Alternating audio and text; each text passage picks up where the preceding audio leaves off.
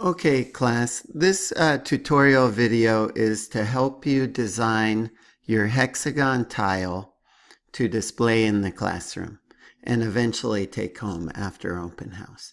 So we've been creating these with the 6th grade classes. We're looking at 2 of my hexagons that I've created and a 3rd one that something happened to. So the scuba diver used to have a hexagon behind it, but something's gone wrong with this file. But I wanted to show you what these look like very quickly. So we're going to build these hexagons that have some raised images on them and some letters that are sunken in or embossed in. Okay, so let's get started. I'm going to go back to basically my home page where I see all the designs I've already done, and that's the page that you should be on. So here we are. You should be on a page that has this Create New Design button. Okay, so the first thing we're going to do when we want to make a design is click on Create New Design.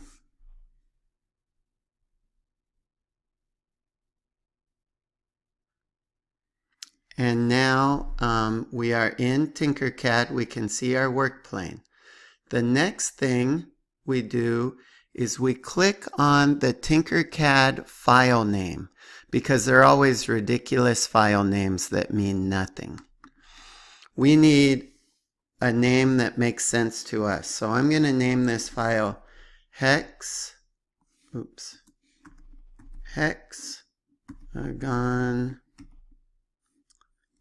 version 3.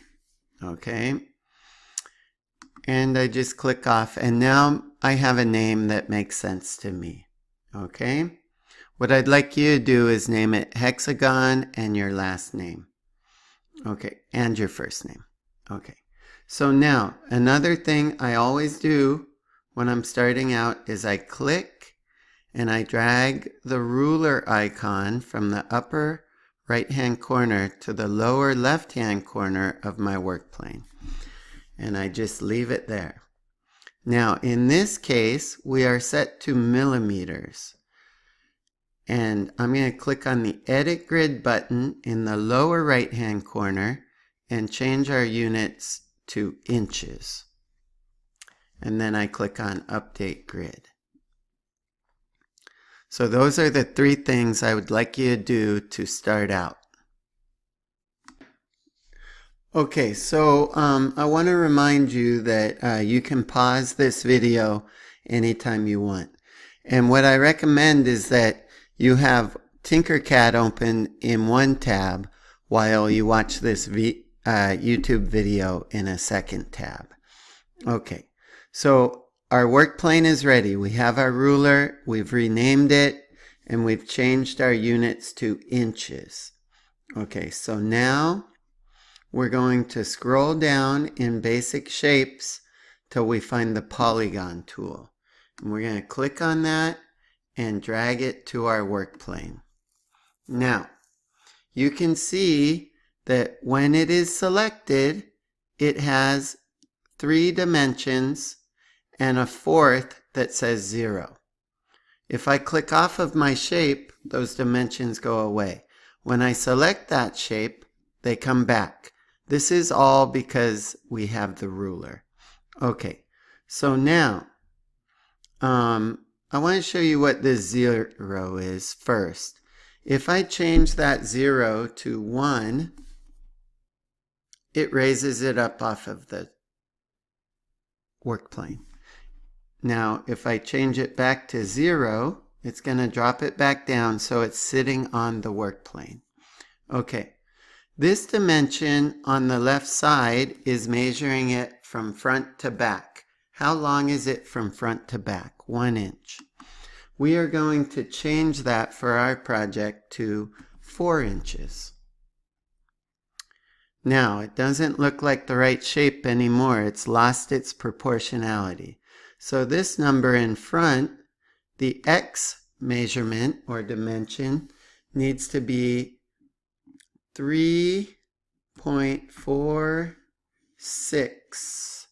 And my 6 is not working, so I need to bring up this keyboard and enter 6.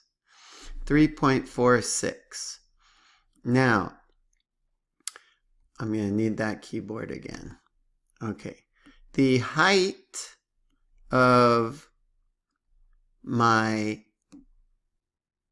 polygon, my hexagon, needs to be 0.25.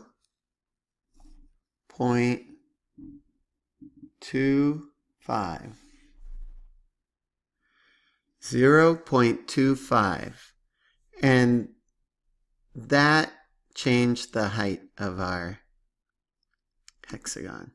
By the way, this slider up here can change the number of sides that your polygon has, but it's preset to 6, which is what we want for this project. So we just leave that alone.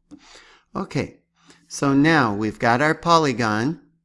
We're going to make the hole for the push pin that's going to hold it on the wall. And this hole actually has a bottom diameter and a top diameter. We're going to start with the bottom hole. So I need to change this front dimension on the x-axis to 0.14. And I'm going to change the y dimension to 0.14.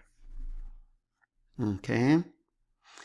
And now for the height, I don't really care because this is going to become a hole and it doesn't matter how tall it is as long as it's taller than 1/4 of an inch. Okay, so now I'm going to do a really cool trick. Notice that my cylinder is still selected. I'm coming up here to the upper left-hand corner to this icon that looks like 3 pieces of paper. This is the duplicate icon. So when I click on that, it makes a copy of whatever is selected. Now I can't see my copy because there's one right on top of the other, or basically inside of the other. So I'm going to come down on my keyboard and use my right arrow to move it over to the right. Okay. And now I'm going to change those dimensions because this is going to be the larger of the 2 parts of the whole. I'm going to change that front one to 0.4 and the other 0.14 I'm going to change it to 0.4 also. So now I've got 2 cylinders with 2 different dimensions. I'm going to just click onto my work mat somewhere. And now, see where I've got my arrow hovering? I'm going to click and drag the selection rectangle around those 2 cylinders and let go. Now they are both selected. Now there's a really cool tool up here in the upper right hand corner called the Align tool. It's a line with 2 rectangles. When I click on that, it gives me all these buttons. So these 2 buttons in the front are going to, oh, wait a minute. I'm going to click off of that. I need to do one more thing to this larger of the 2 cylinders. Remember what this 0 does? It's telling us that it's flat on the work plane. I'm going to click on that 0 and I'm going to lift our cylinder up off the work plane 0.1 inches, 1/10 of an inch. And now if we zoom in on that, we can see that it's just a little bit up off of the work plane. Can you see that? Okay, so now that's how I want that. Okay, now I'm going to go back and do what I was showing you just a moment ago. I click and I drag the selection rectangle over both cylinders. Be careful not to get your hexagon included in the rectangle. Now the two cylinders are selected.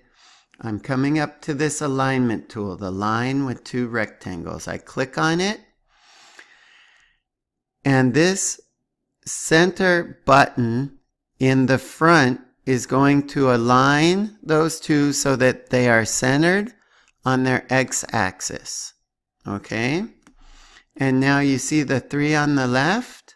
I want the center of those three, and it's going to align them on the y-axis. So now one cylinder is centered perfectly inside of the larger cylinder. So now, with them still selected, I come up here to this icon that's supposed to look like a square combined with a circle. And I click on that. It's called the grouping icon, and it groups them into all one thing. So now if I click on this, they move as one thing. So I'm just going to move it over here. I'm going to click off in space somewhere. And now I click and I drag the selection tool over my polygon and my cylinder.